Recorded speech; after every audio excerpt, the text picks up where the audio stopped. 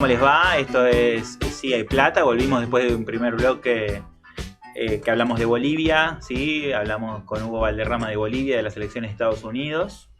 Y ahora acá estamos con el señor Patricio Dunkler. ¿Cómo va, Pato? Un gusto. Que fue a buscar a nuestro invitado. Gracias por haber ido. Con lluvia y todo. Con lluvia y todo, acércate al micrófono. Así que estamos acá, llegamos. Y está con nosotros, un honor tenerlo acá con nosotros, el señor Jorge Altamira. ¿Cómo le va, Jorge? ¿Qué tal? ¿Cómo están? Muy bien de tenerlo. Muy Un contento. día ideal para estar en una radio. Sí, con lluvia. Jorge vino en cortos, así para no mojarse tanto. Pero bueno, Jorge, empecemos de adelante y después vamos un poco para atrás. ¿Cómo ve la realidad hoy en Argentina? Bueno, se puede abordar de distintos ángulos. Empecemos por decir de que una mayoría de la población está pasando muy mal y un grupo minoritario está pasando el mejor momento de su historia, con ganancias en dólares del 30% anual. Y los otros con el 53% de pobreza. ¿Quiénes son estos sectores que más se benefician según usted? Los que tienen la deuda en dólares, los que son la tenencia de deuda en dólares, que ha subido muchísimo, pero también los que tienen la deuda en pesos, porque rinden un interés más o menos razonable, pero debido a la caída del dólar, transformado en dólares, es una ganancia espectacular. Entonces es un negociado sin precedentes. ¿Y cómo llega Milei al poder? ¿Qué permite que Milei llegue al poder? Bueno, ese es un tema importante porque tampoco en todas las discusiones que han habido hasta ahora quedaba muy claro. Ocurre lo siguiente, no se puede tomar solamente el fracaso del gobierno anterior, etc. Es una cadena. La población llega a esas elecciones en un marco de gran frustración. Pero el tema más importante es que se construye una agenda en la Argentina que abarca a todas las fuerzas. Una agenda que comparten Milei, Bullrich, Massa y Schiaretti. Nosotros en la campaña electoral, para simplificar, dijimos que era una campaña reaccionaria. En general eso suena un poco fuerte o contradictorio, porque una elección no puede ser reaccionaria, quiero decir, vas a ir a votar, el pueblo vota, elige libremente. Lo tomo reaccionaria es si yo digo declaraciones donde a vos te asusta para que tomes una decisión de un voto o de otro, para mí eso es reaccionario. No, eso también es reaccionario, pero reaccionario es la plataforma, en el sentido de que nosotros, y yo en particular, en toda la campaña, insistí, me peleé, de que el que gane, sea que él fuere, va a dar un golpe de Estado económico. El programa de devaluar el peso, como lo hizo Milei en diciembre, estaba compartido por todos. Entonces, en ese sentido, no había una alternativa que no fuera precisamente un ajuste extremadamente violento contra los trabajadores, y Milei era simplemente una expresión también de esa posición. Creo que es un error muy importante para mí presentarlo a Milei como un fenómeno aislado. En términos de agenda la comparte con todos los demás. ¿Cómo sería eso? Por ejemplo, en el sentido de que si hubiera ganado más, hubiera devaluado la moneda exactamente. Ah, también.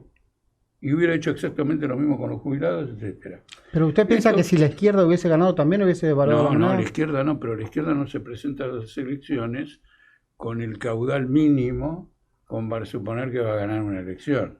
No sé si me explico. ¿Y a qué se debe? Pero quiero detenerme un poquito en este tema, porque muchas veces cuando nosotros hacemos un análisis se objeta de que puede ser arbitrario. ¿Y cómo sabés vos que va a haber un golpe de Estado económico, etcétera?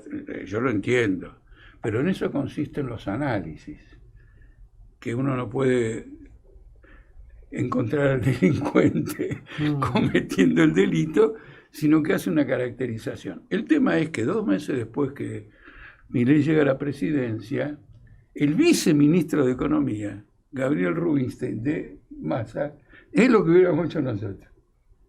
Sí. Entonces dije, bueno. Pero no lo dijeron. No, Rubinstein lo dijo. Claro, pero, Pero en su momento. En su momento no lo dijeron, pero Era sabido, más o menos. no solo que era sabido, sino que hubo una devaluación completamente torpe un mes antes o un mes y medio antes, que cualquier candidato no la hace. Dice, bueno, aguantemos un mes y medio, no, en plena campaña electoral no hagamos. El único recuerdo que tengo yo de alguien que cometió la misma torpeza fue Alfonsín, con Machinea, que era presidente del Banco Central, que devaluaron el peso en forma catastrófica al comienzo de la campaña electoral de Angelós y Menem. Y yo me acuerdo que estaba en el diario El Día de La Plata, cuando me entero, y le digo al periodista que me estaba entrevistando, se terminó Angelós. Lo mató. Lo mató. Lo mató. ¿No es cierto? Entonces estaba en esa onda devaluatoria. Se ha construido, quiere decir que un sector de las clases dominantes logró construir una salida. Por ejemplo, ¿qué discutía Patricia Bullrich cuando se reunía con los banqueros? Que tuvo varias reuniones. Massa y de Milei no me acuerdo que si tuvo una reunión. Discutían a Patricia Bullrich, la querían comprometer a que no hiciera un plan Bonex. Es decir, postergar el pago de la deuda. Ella no se comprometió. En cambio, Massa se comprometió que no lo iba a hacer. Por eso tenía el favor de los banqueros, que a lo mejor no pensaban que podía ganar Milei y que esto lo iba a hacer Massa. Después Milei, si es para analizar las posiciones de cada uno, él siempre dijo que iba a respetar, bajo la frase respetar la propiedad privada, es lo que dijo que no iba a tocar, no iba a reprogramar, reconstituir, etcétera, etcétera, digamos la deuda. Yo no sé si puede ser un poco complejo, pero en un país la población termina siendo atraída por un planteo que es hegemónico, en el sentido que marca un consenso, en particular de los que dirigen la opinión pública, pero también el Estado. Y entonces la opinión pública, si van a hacer lo mismo, no digo que hubieran razonado todo esto, por tantos años de decadencia con todo este gobierno, habrá preferido a Milei. En este punto ya no me interesa ser exacto en la opinión, lo que me interesa es mostrar el cuadro general. Y eso se comprueba en que Massa desapareció del escenario después de las elecciones. Si no es lo que ibas a hacer y hubiera sido lo contrario... Bueno, apareció en la marcha de los estudiantes.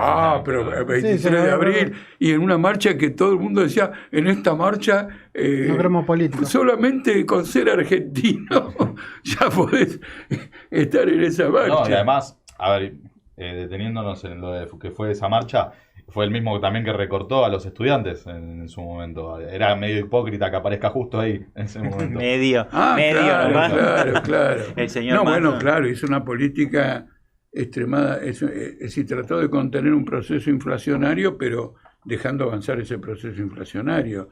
La confiscación, yo me acuerdo un debate con Mendiguren, Sí. que para zafar de que había inflación, hablaba de que crecía el empleo. Entonces yo le dije, pasa lo siguiente, ¿por qué crece el empleo? Porque con la inflación la mano de obra está barata. Y entonces los empresarios aprovechan, como hay una demanda, y qué sé yo, dicen, bueno, con esta mano de obra barata sigo produciendo. No solo del obrero registrado, sino especialmente del que está en negro, que se encuentra muy mal. Entonces se ha producido este proceso de derechización política con una dirección sindical en particular que lo único que mira es sus propios intereses. Como siempre. Que no, como no es algo de ahora. No, claro, forman un zoológico y empiezan a cazar en el zoológico porque no pueden entrar productos de afuera. Entonces producen cosas que no pueden exportarlas porque no pueden competir. ¿A quién te referís? Con el plan de Massa que está del año pasado. Ah. Porque estaban todos los CIRA, creo que se llamaba, para Las iras. las CIRAs para poder exportar Era o un importar. negocio también. Entonces, la gente no podía importar primero por la CIRA, por el cepo, Sí. por todo, y bueno, y entonces es cuando crearon ese Está bien, pero con este gobierno zoológico. tuvimos un impuesto de 17,5% a las importaciones, retenciones a las exportaciones y caída del dólar. Somos el único Sí. país que tiene retenciones a las exportaciones. Bueno, por eso quiero decir, en materia de las penalizaciones, no estoy opinando qué opino yo de eso. Simplemente estoy diciendo que Describiendo. este tipo de penalizaciones las comparten por razones, porque hay una cosa muy importante. Hay una cosa muy importante, cuidado. Porque esto ya lo vi en otros países. Hoy alguien que exporta tiene un dólar que vale menos y tiene retenciones. Entonces uno dice, soy una víctima, me están perjudicando, no tengo incentivos. ¿Y por qué apoyas al gobierno? Porque el gobierno te está dando algo fenomenal. Primero que no podés no traer la plata. Los dólares podés traer. Y si los traes, agarrás y te ganás esta renta financiera que yo dije, el 30%, y compensás todo lo que perdiste por retenciones. ¿Dónde aprendí eso yo? En Brasil, hace unos 30 años, donde yo me preguntaba, ¿por qué penalizan la exportación? Claro, la tasa de interés de referencia del Banco Central era del 40%. Nada, que me paguen $2 afuera, agarro los dólares, lo meto al 30% y ya está. Entonces, esto es muy parasitario, porque una cosa es que alguien que exporta reciba el valor del producto, como ocurre con cualquiera que produce, sino cómo funciona la economía. Y otra cosa es que se cree un mecanismo financiero para compensar a alguien al cual le han restringido su posibilidad de ganancia. Bueno, Jorge, empezamos por acá. Ahora quiero que volvamos a la génesis de usted, de su vida. ¿Usted cuándo comienza en política? No sabría decirte exactamente porque, les comento rápidamente. Sí. Yo viví en un hogar en que yo en particular, que era el hijo mayor de una familia numerosa, estaba muy atento a las opiniones de mi padre. Entonces digamos que muy chico, porque lo recuerdo por la gente del barrio, que me hablaba de política porque yo era proclive, a lo mejor tenía 7, 8 años. ¿Entendés? Y ¿Usted de dónde era? ¿De dónde era? Acá en la capital. En Capital. Lo mismo me pasó en la escuela primaria. Los maestros me pinchaban para hablar de política. Ahora, mi primera actividad política, para decir, vamos a hacer un inicio, quizás sea cuando tuve 15 años. ¿Por qué? Yo trabajo de los 13. Entonces trabajaba en un sanatorio que tenía un delegado sindical que no era peronista, pero que era de una firmeza descomunal. Yo le tenía un respeto por su conducta y todo lo demás. Estaba la Revolución Libertadora, sí. Estaba Aramburu Rojas. Entonces, pertenecían al sindicato de sanidad, los sindicatos estaban intervenidos. Entonces querían coordinar con otros del mismo sindicato, laboratorio, sanatorio, etcétera, el acto del 1 de mayo. Y entonces este delegado aprovechaba cada vez que la empresa me mandaba a algún lugar por alguna cuestión, me aprovechaba y me decía, mira, manejate, tratá de hacer algo y escapate y llevate a este laboratorio, esta carta para el delegado. Preguntás por el delegado tal y lo llevas. ¿No es cierto? Bueno, yo lo hacía. Bueno, después al final quise ver el resultado de mi obra. Entonces ese 1 de mayo en Plaza 11 hubo un acto Y bueno, estaban los oradores y dije, bueno, yo hice mi contribución, Era un acto sindical. era un acto sindical. Ah. Era un acto sindical de sindicatos que algunos eran peronistas, pero, por ejemplo, bueno, por lo menos mi delegado no lo era. Pertenecía al Partido Socialista. Era socialista. Este Partido Socialista que ustedes conocen. Perfecto. Y de ahí a meterte en la política más tradicional. No, tradicional no. Miren, les cuento una anécdota rápida. Claro que a veces puede ser que me equivoque, pero vamos a suponerte 14 años, un año antes de esto. Yo iba caminando por una calle céntrica, muy céntrica, suponete que fuera como lo que hoy es Perón o Sarmiento, o Hipólito Yrigoyen, yendo hacia al Bajo. Y paso por uno que dice Partido Demócrata Progresista. Entonces entré para mirar. Y había una cantidad de jóvenes. Era la Juventud Demócrata Progresista que hacía un acto. No un acto, un congreso. Y digo, ¿me puedo quedar? Y me dijeron que sí. Y participé del congreso. El Partido Demócrata sé que es de origen liberal, digamos. Sí, el Partido Demócrata, el de Lisandro de la Torre. Claro, el Demócrata Progresista es lo mismo, porque yo sé que ahora está dividido, no sé en aquel No, momento. el Demócrata, el Partido Demócrata y el Demócrata Progresista están enfrentados, porque en su momento Lisandro de la Torre y en general en la zona sur de Santa Fe se forma un movimiento de intereses económicos, agrarios, que dan surgimiento a este partido que se enfrenta a Irigoyen por un lado y al viejo conservadorismo. Y de ese viejo conservadorismo viene el Partido Demócrata que estás mencionando. Claro. Y entonces pusieron demócrata progresista. En mi casa había mucho respeto por Lisandro de la Torre. Gran político argentino. Yo escucho, es decir, viste, cuando sos chico, hay personas que en tu familia se las pondera y otra que se la descalifica. Sí. Bueno, Lisandro de la Torre estaba muy bien ponderado. Y yo me llamo Lisandro, así que imagínate. Imagínate cuando se baja la Este es mi estación. nombre, imagínate. Toda la vida dijeron, Lisandro de la Torre. Gran Pero político. tu padre tenía algo que ver con... No tenía nada que ver, pero una de las mejores cosas que hizo mi papá fue ponerme este nombre. Ah, bueno. Gran nombre. Pero sí, De sí. todos modos, psicológicamente está muy bien que te sientas orgulloso Del nombre. del nombre que eligió tu padre. Y bueno. Pero más allá de eso, sí, un gran político argentino que se enfrentó en su momento a la mafia de los frigoríficos. los frigoríficos, Sí, sí. que costó la vida de otro senador por Santa Fe. Gente que se la jugó de verdad por lo que creía. Sí. Hay una película. Sí, asesinato en el Senado de la Ah, Nación. ahí está. Y después, bueno, ¿siguieron en el Partido Demócrata? No, yo pasé por ahí. Ah. No, pasé por ahí, pero digamos, estuve en un congreso y se formaron comisiones y participé de una comisión. Es una anécdota que vuelco nomás.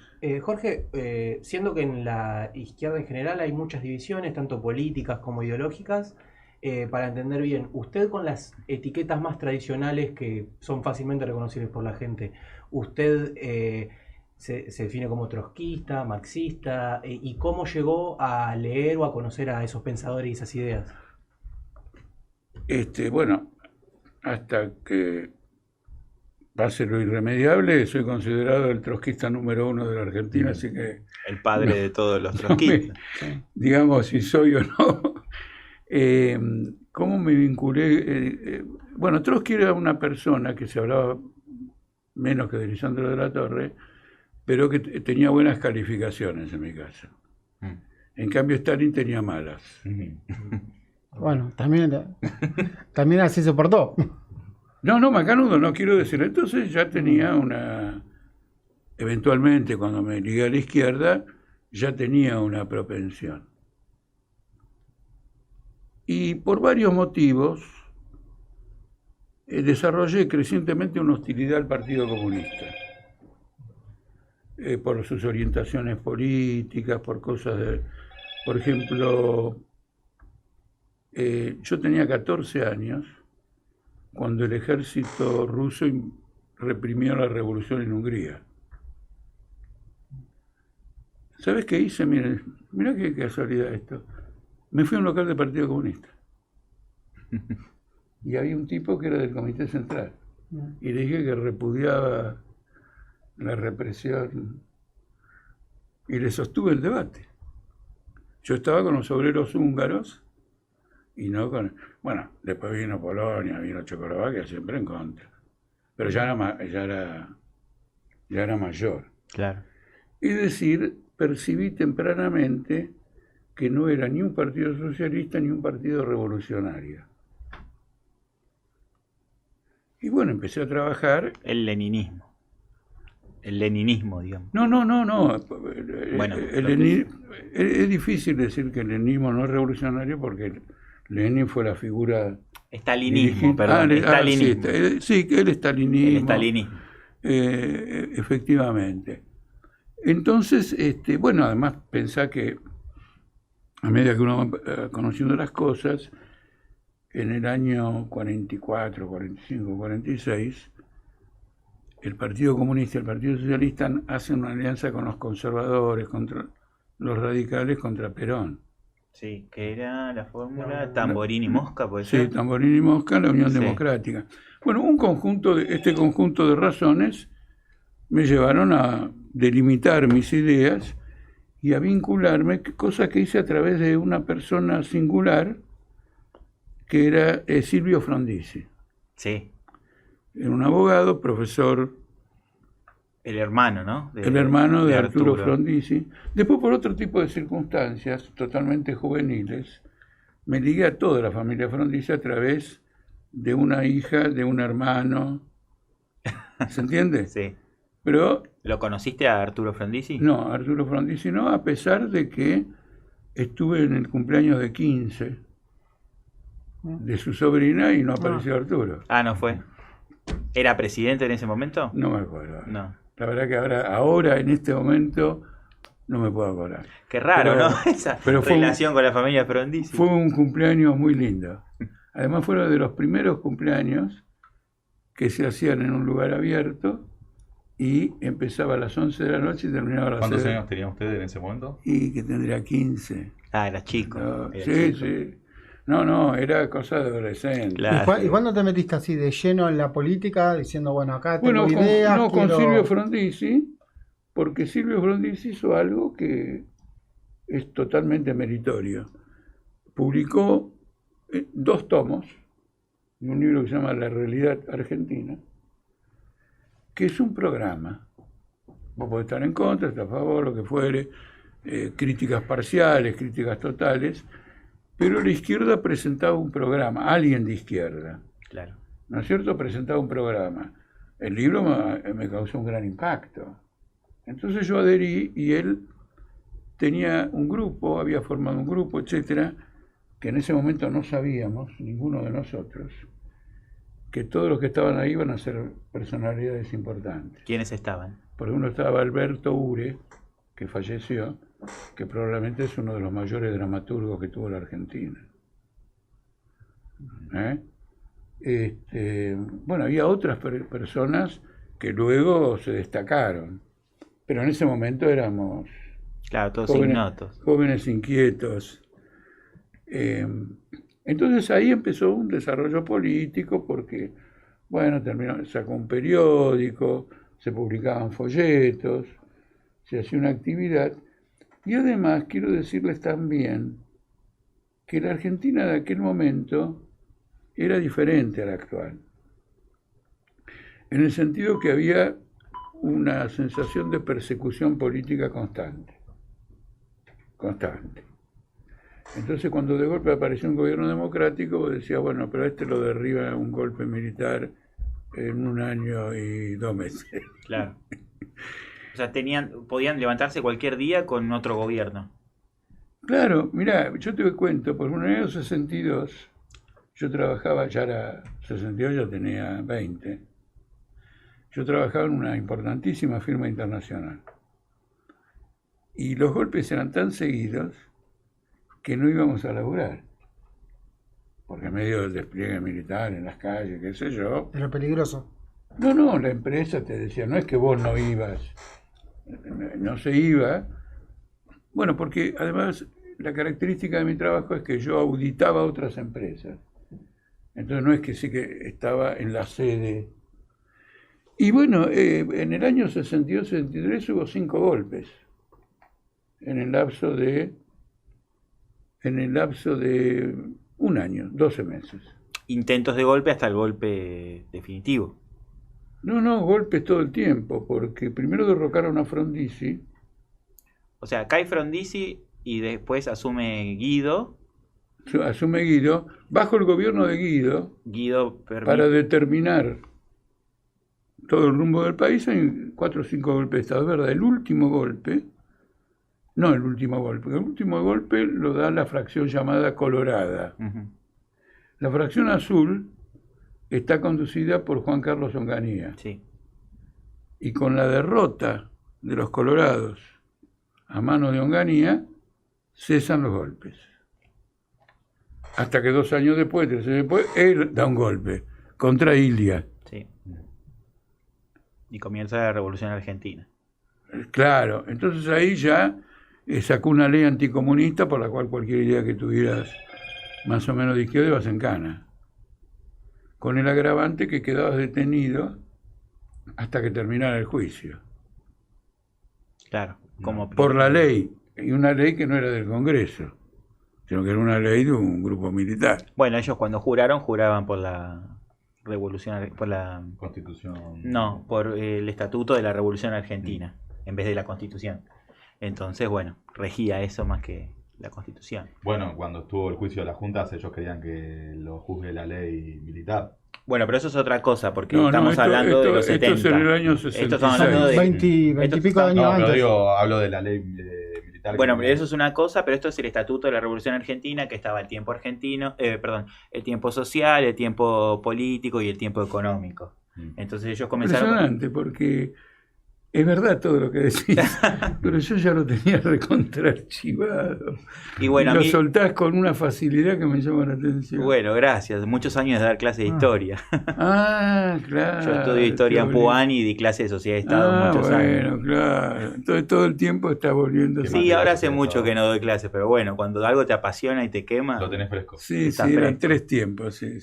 Entonces se comenzó con el tiempo económico, que después se frustró. Asesinato de Aramburu, cae Onganía, viene Livingston. Pero está un año. no cayó por el... No, sí, digo cronológicamente. Cayó cómo por fue. los problemas económicos que Por el cordobazo y se demás. agravaron. ¿no es ¿Cómo cierto? veían a ustedes a Perón? Bueno, Perón estaba, en esa época estamos hablando de fines de los 60 más o menos. Perón estaba en el Exiliado. exilio en todo el Sí, tiempo estaba que en yo el estuve exilio. vinculado con este grupo de Silvio Frondizi y todo lo demás. Estaba en el exilio. En el libro ese, La realidad argentina, Mm. el peronismo ocupa un lugar central. Entonces, Silvio Frondizi desarrolla una idea importante que es un régimen bonapartista. ¿Qué quiere decir un régimen bonapartista? Que el que hace de árbitro de conflictos no es una institución, por ejemplo el Congreso, que dice, bueno, esto sale, esto no sale, sino alguien que tiene un poder personal, gobierno de poder personal, y que arbitra. Y que en el caso de Perón, el arbitraje se hacía apoyándose en los sindicatos y en el movimiento obrero. Bueno, era toda una novedad en la Argentina, porque Perón conquistó realmente un apoyo popular extraordinario. Ahora, hay mucha gente que, como Perón hizo esas leyes en aquella época y todo lo demás, se considera peronista. Yo les advierto que Perón volvió y organizó las AAA. Sí. Entonces, al final, esto ya es un tema bíblico, que lo aprendí en mi familia, a las personas se los juzgan por cómo terminan sus hechos, y no cómo los empiezan. Claro. Así que terminó haciendo las AAA, que fue lo que inauguró al gobierno militar. Ahora, lo más interesante de Silvio Frondizi, se lo reconozco abiertamente, porque realmente me guió esta concepción. Había un debate en la izquierda, en la época de la Revolución Libertadora, sobre la consigna por el retorno de Perón. Un sector decía que agitando la consigna que retorne Perón, que vuelva Perón, las masas se iban a movilizar e iban a hacer una revolución. Y al hacer una revolución se iban a radicalizar y se transformarían en socialistas. Bueno, acá quiero hacer un paréntesis porque la historia es interesante. La hipótesis de que alguien se hace una revolución y después se radicaliza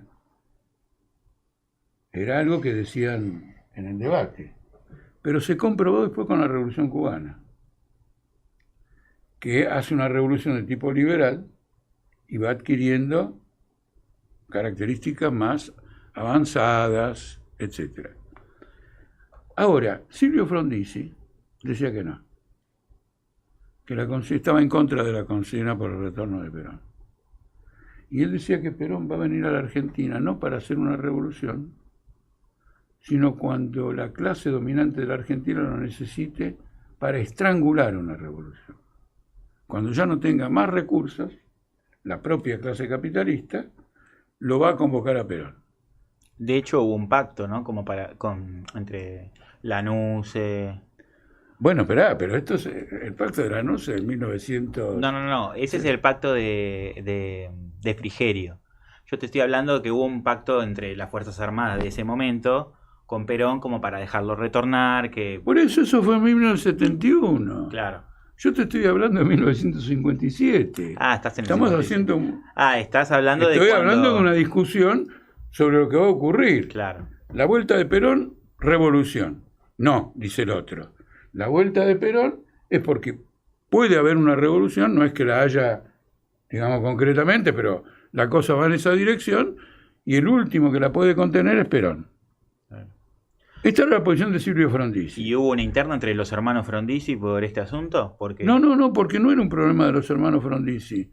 Acá era un debate en el seno de la izquierda, claro, en que Silvio Frondizi ocupó una posición. Y te hago esta observación, porque Perón no volvió solo en el 72. Perón intentó volver en 1964. claro. Entonces, en ese momento, en el año 64, acaba de nacer la organización en la cual sigo militando, que se llama Política Obrera. ¿Y qué pasa cuando dicen que Perón va a venir? Sacamos una declaración muy singular que se titulaba Perón no va a venir. Y debido a divergencias internas que tuvimos, ese volante o esa declaración se demoró. Y cuando lo vamos a sacar, se anuncia que Perón llegó al aeropuerto de Barajas en Madrid y viene para la Argentina.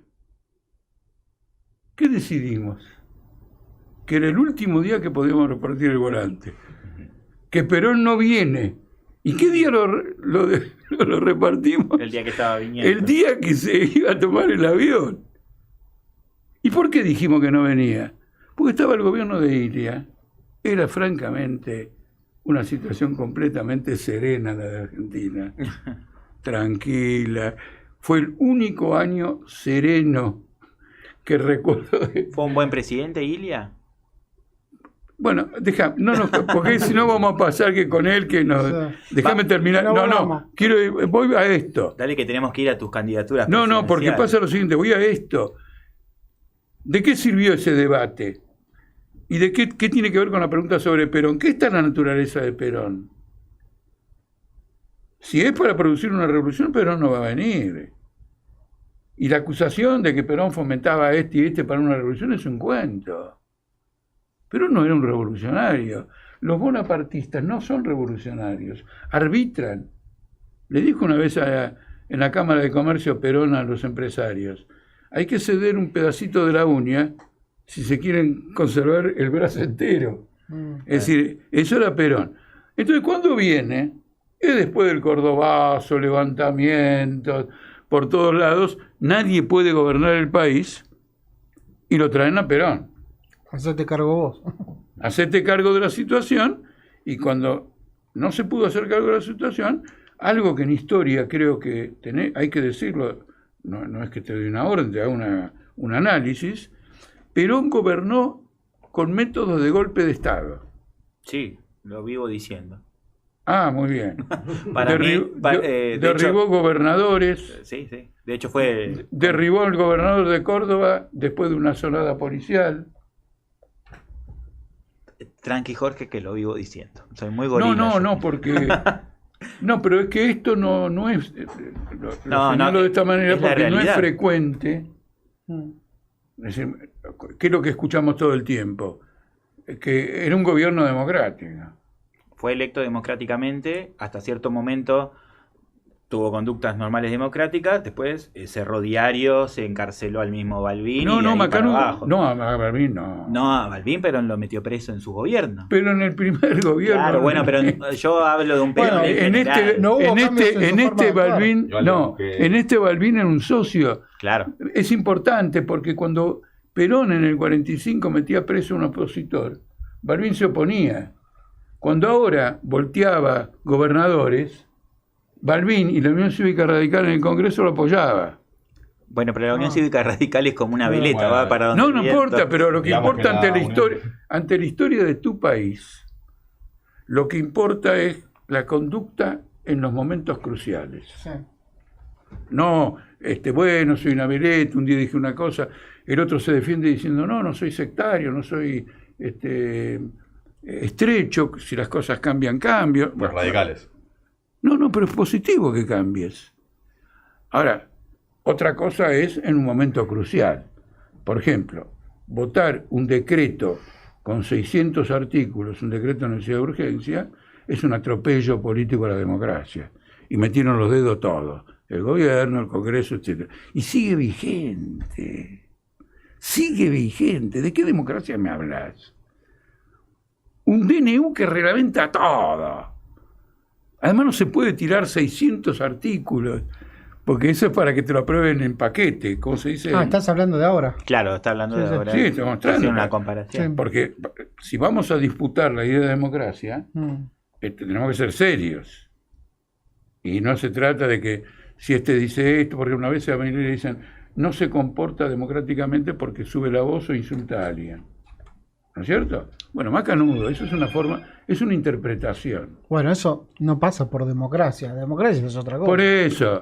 Por eso. Son sus Yo formas. lo pongo. Sí. Pero el decreto, el DNU 70, el DNU 70 es una 70, violación a la 23. Constitución Nacional, en donde pusieron las manos todos. ¿Por qué digo todos? Porque hubo quien lo votó en contra.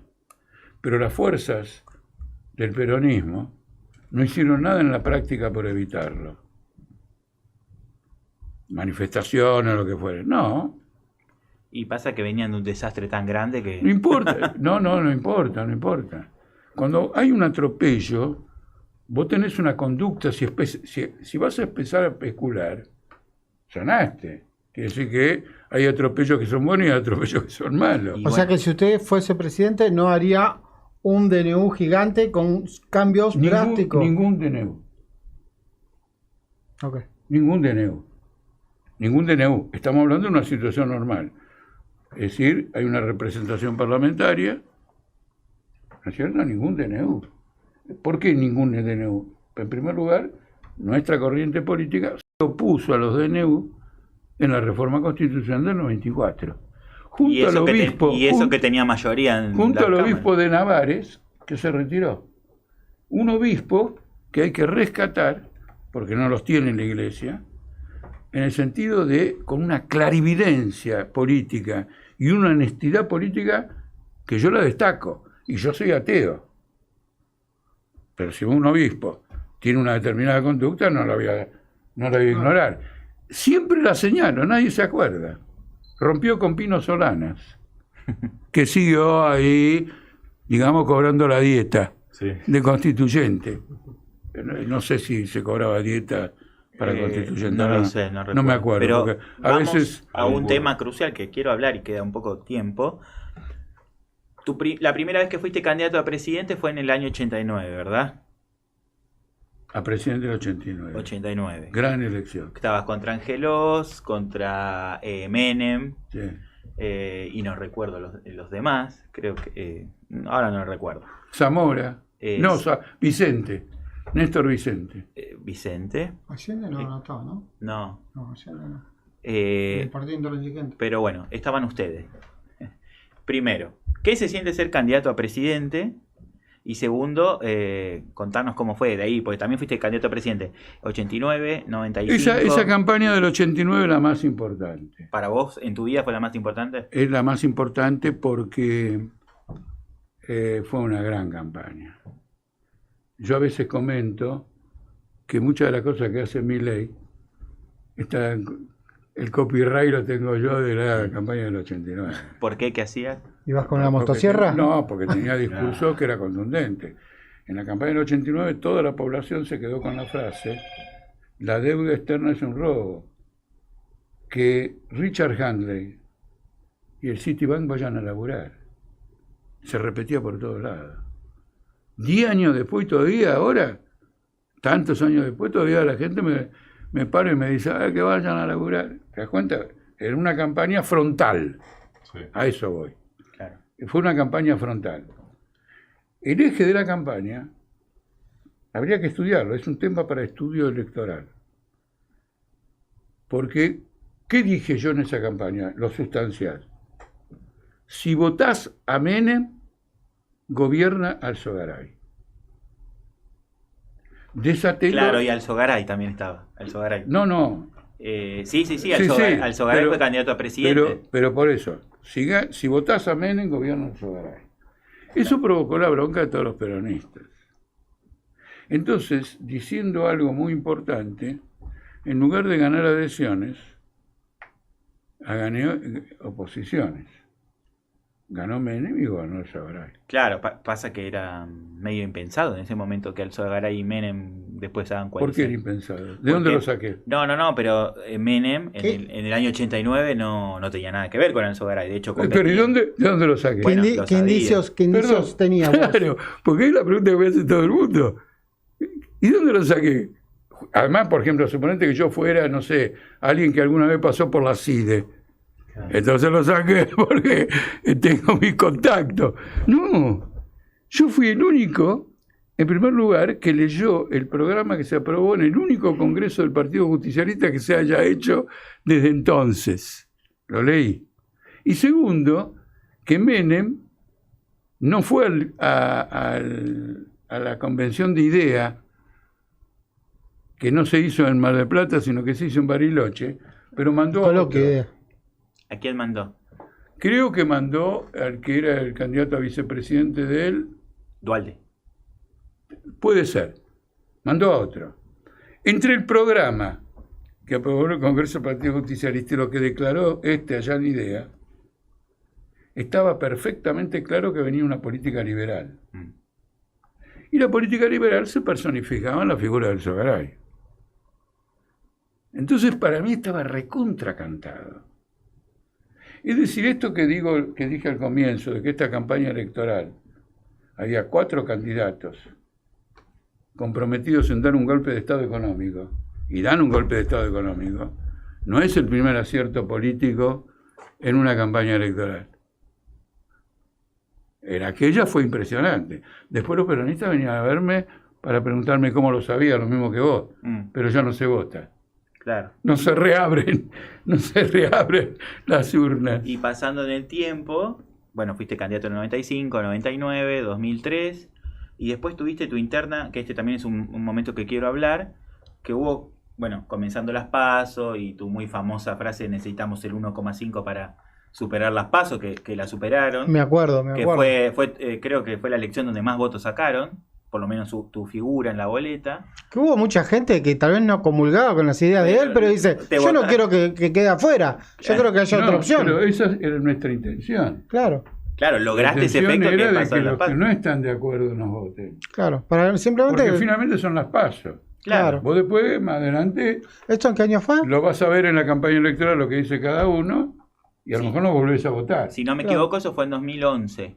2011. 2011, y después en 2015, y esto es lo que quiero hablar, hubo una interna dentro de la izquierda, donde te enfrentaste a Del Caño, y no recuerdo quién era el vice Del Caño en ese momento, no sé si Bregman o quién.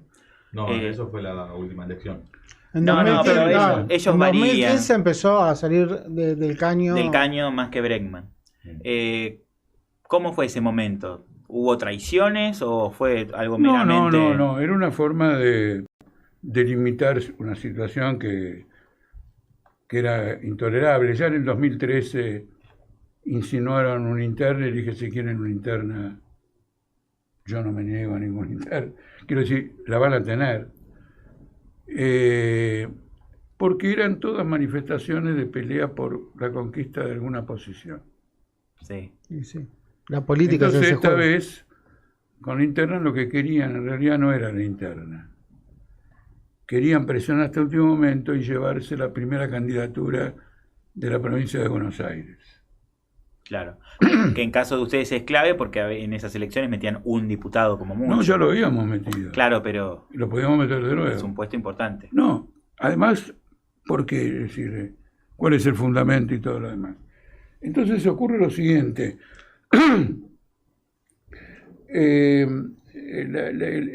Lo que no previmos en esa elección, era difícil prever, eso forma parte después de la experiencia, es lo siguiente. Yo perdí esa elección donde votaron 1 millón y pico, mucha gente votó, la perdí por 20.000 votos.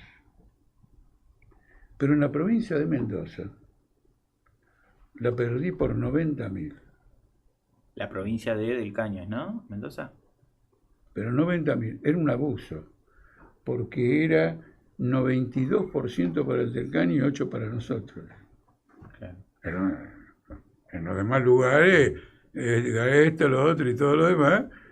Entonces, ¿qué pasa? Si vos descontás los 80.000 de los 20.000, Claro. que era lo que yo veía, bueno. ¿Y cómo quedó la relación después? Porque después usted rompió y fundó su propio partido. No tiene nada que ver. Nosotros seguimos.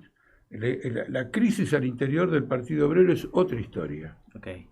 que se produce a partir de 2-3 años después, ¿no? Que es una historia completamente diferente y que ya corresponde, de alguna manera, es decir, lo que tiene que ver con esa interna, es que si uno destilaba, yo se lo comenté a él cuando veníamos acá, si uno destilaba las divergencias, la izquierda no solo en la Argentina, se nota mucho en Brasil, pero en todo el mundo, ha dejado la agenda del socialismo de lado. Claro.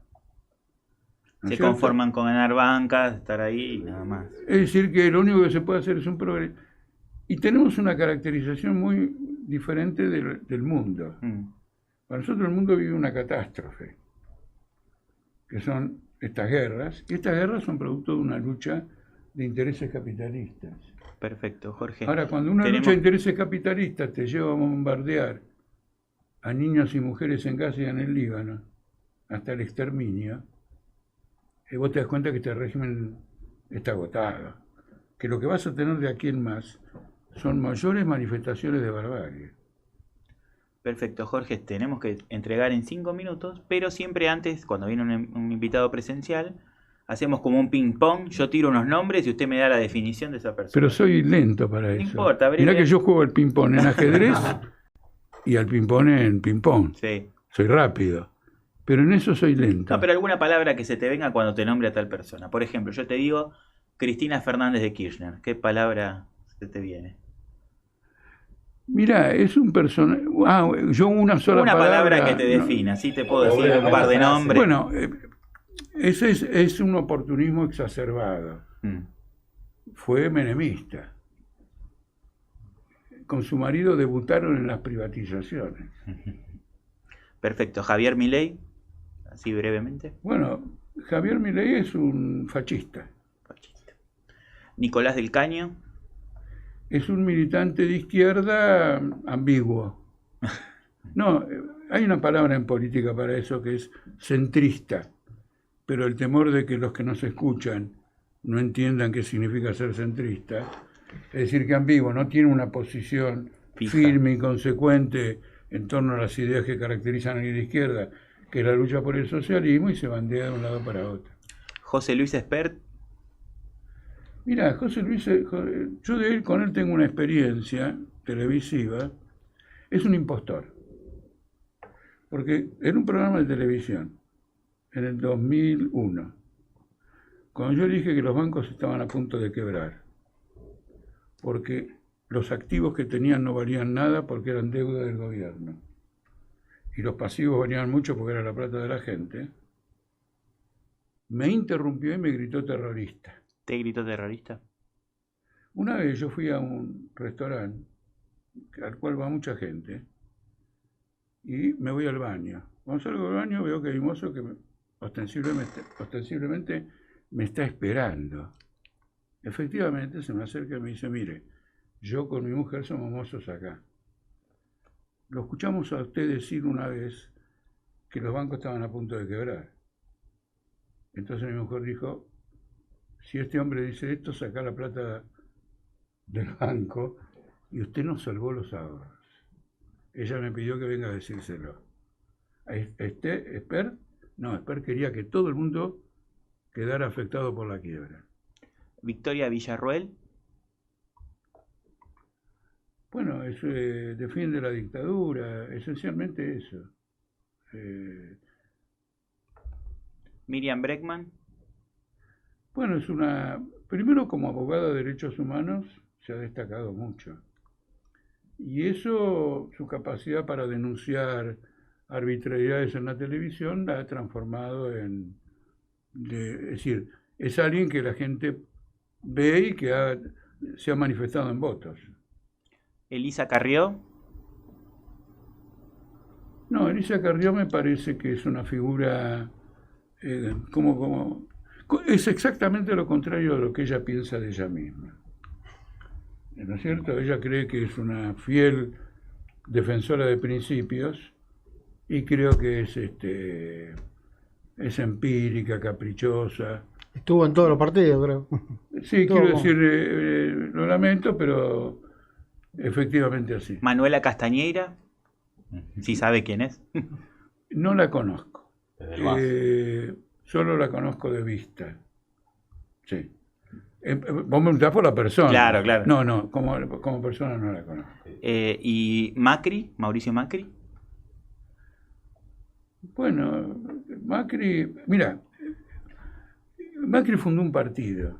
Y entonces dice, bueno, yo inauguré, Macri es una corriente política nacional que viene de la Revolución Libertadora, que ha tenido Alzogaray, la UCD, los macristas se reclutaron todos en la UCD. Entonces es la vieja política no liberal en el campo político, es decir, democrática, sino liberal contra el sistema de derechos que protege a un trabajador. Perfecto, Jorge. Y por último, ¿cómo te definís vos en una palabra? Y ya cerramos que tenemos que entregar. Bueno, voy a decir algo objetivo. Sí. Desde los 15 años, como comentamos, que ayudé a mi delegado en ese sanatorio, he puesto todas mis energías en luchar por otro mundo y por un mundo socialista, por un mundo sin guerra, sin explotación. Y en este momento estoy en un nivel de actividad sorprendente por la intensidad que tiene. Perfecto, Jorge. Muchísimas gracias por haber venido. Una gran entrevista y espero que lo hayas pasado bien. No, la pasé muy bien y les agradezco mucho. Porque los programas de este nivel de reflexión, quizás nadie se los dijo a ustedes, ayuda a la reflexión del entrevistado. Porque dice las cosas bajo la presión o bajo el interés del periodista y descubre lagunas, aciertos. Siempre he dicho eso, ¿eh? Para mí es un factor educativo. Por eso hay un axioma que yo defiendo a muerte, que es la libertad de expresión. Perfecto, Jorge. La libertad de expresión es un punto cardinal de nuestra política. Muchísimas gracias por haber venido. Igualmente. Chicos, gracias por siempre estar acá. Gracias. Nos Muchas vemos gracias el a lunes todos. que viene, si Dios quiere, a las 3 de la tarde, como siempre, en esto que se llama Sí hay plata. Muchísimas gracias. ¿Sí hay plata? Sí hay plata. Le llevamos la contra, Milei.